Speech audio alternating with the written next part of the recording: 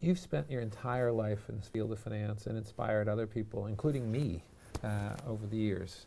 If you were going to talk to a young person who was thinking about whether they wanted to pursue a career in finance versus something else, what do you see the opportunities to be for someone who's 28, 29 years old and is thinking, you know, is finance the right thing for me? What's exciting? What's interesting? How can I have a satisfying career? And first I will release that my most biggest piece of advice, certainly to the graduates of Oxford, I would think, is that they've had the great good fortune to go here. So I think they're going to be all right. And my advice to them, as it was to HBS students or it was to MIT students, is pursue your passion. Do something that you're passionate about because you'll enjoy it. It won't be work, and you'll be better at it than anybody else who's not. So finance is a great place if you can get a passion about it. But if you don't have a passion for it, but sometimes people don't know the exciting things. Oh yeah, I'm going to tell you. That might create a passion. Oh yeah, no, I'm about to get there. I just, you know, it's like full disclosure. Fair. I wanted to say you shouldn't go in. Now, what is it about finance? You know, finance, sometimes, you know, people talk about the real sector, the Main Street, and the financial sector. I interrupt myself to say I'm on the committee of the Chinese Academy of Sciences. And the title of that committee, translated back into English, is the Committee for the Oversight or Seat of the Fictitious Economy. And I don't know for sure, but I think what happened was they were trying to, you know, they started in English, and they saw, we called it the real economy and the financial economy.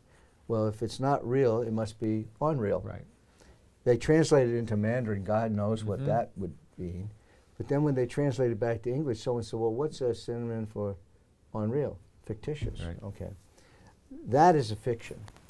The financial finance, while it's many parts of it are highly intangible, there's organization and or reshifting of risks and so forth, and you know, they're not bricks and mortar, is nevertheless incredibly important to the growth and development of an economy.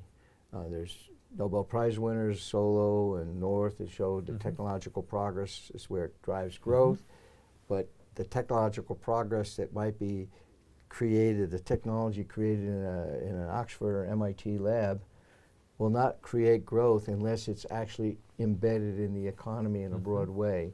And the way you do that is through investments and creating, you know, things like CapEx to fund these new technologies which will create the productivity, which create the growth. Okay? So a well-functioning financial system is essential. Right. It's not an extra and it's not an aside piece. And again, the two are intertwined. The fact that it's intangible, I remind all of those out there, you know, there's software and hardware. Software is just a bunch of codes. It's completely intangible, but sometimes it's quite valuable and important.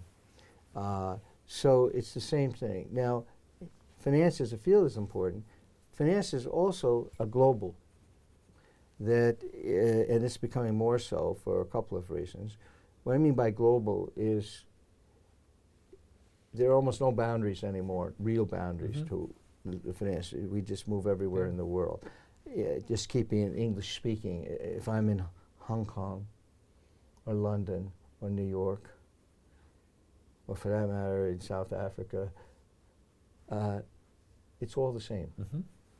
You can move pretty interchangeably among those things. So finance is doing, and we're creating global financial system, which have had great benefits in terms of risk and so forth. So we've harvested that. So it's really a global business. So if you happen to be in your home place and not much is going on in your profession, look around the world and see, where do they need finance?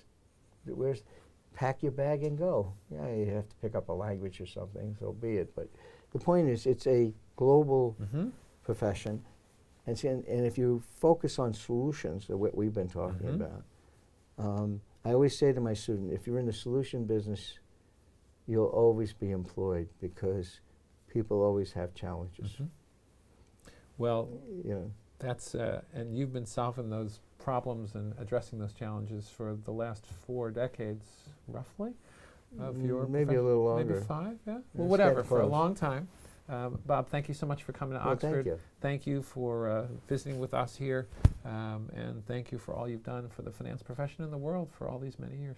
Well, thank you very much. It's a great pleasure to be here at Oxford and at the conference. Thank you. Bye-bye.